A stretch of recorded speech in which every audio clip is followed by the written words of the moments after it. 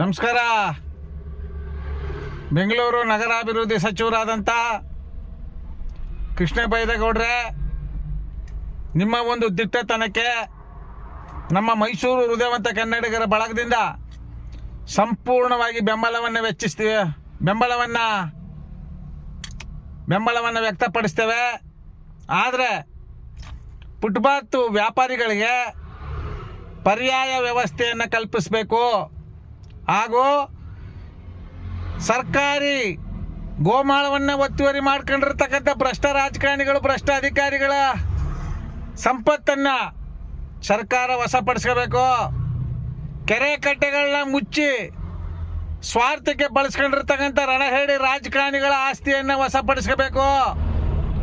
ದೊಡ್ಡ ದೊಡ್ಡ ಉದ್ದಿಮೆದಾರರು, ಕಾರ್ ಶೋರೂಮ್ನವರು, ಸ್ಕೂಟರ್ ಶೋರೂಮ್ನವರು, ಬಸ್ ಶೋರೂಮ್ನವರು, ಲಾರಿ ಶೋರೂಮ್ಗಳವರು, ದೊಡ್ಡ ದೊಡ್ಡ ಉದ್ದಿಮೆದಾರರು ಯಾರೆಲ್ಲ ಅಕ್ರಮ ಪ್ರವೇಶ ಮಾಡಿದ್ದಾರೆ ಪಾದಚಾರಿ ರಸ್ತೆಯನ್ನು, ಅವರು ಮೊದಲು ಅವ್ರಿಗೆ ಎಡಮುರಿ ಕಟ್ಟಿ ಇವತ್ತು ಮಾನ್ಯ ಉಚ್ಚ ನ್ಯಾಯಾಲಯ ಕೊಟ್ಟಿರತಂಥ ತೀರ್ಪಿಗೆ ಸರ್ವತೋಮುಖವಾಗಿ ಗೌರವಿಸಬೇಕು.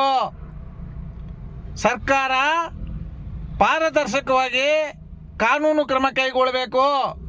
ಕೇವಲ ಬಡ ಜೀವಗಳ ಮೇಲೆ ದರ್ಪ ಬೇಡ.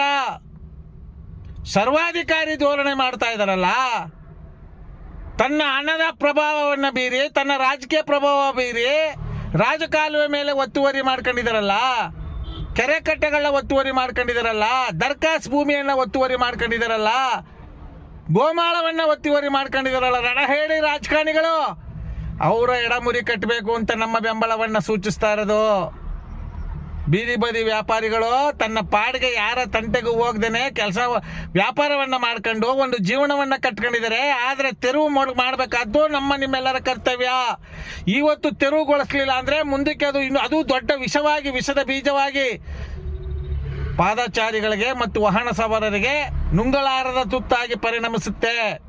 ಇದನ್ನ ಸರ್ವತೋಮುಖವಾಗಿ ಎಲ್ಲರೂ ಬೆಂಬಲವನ್ನು ವ್ಯಕ್ತಪಡಿಸಬೇಕು. ಕೃಷ್ಣ ಬೈರೇಗೌಡರ ಜೊತೆ ಇರಬೇಕು.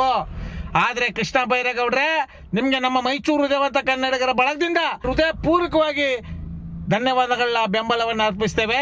ಜೈ ಕನ್ನಡಾಂಬೆ, ಜೈ ಕನ್ನಡ ನಾಡು. ನಮಸ್ಕಾರ, ಧನ್ಯವಾದಗಳು.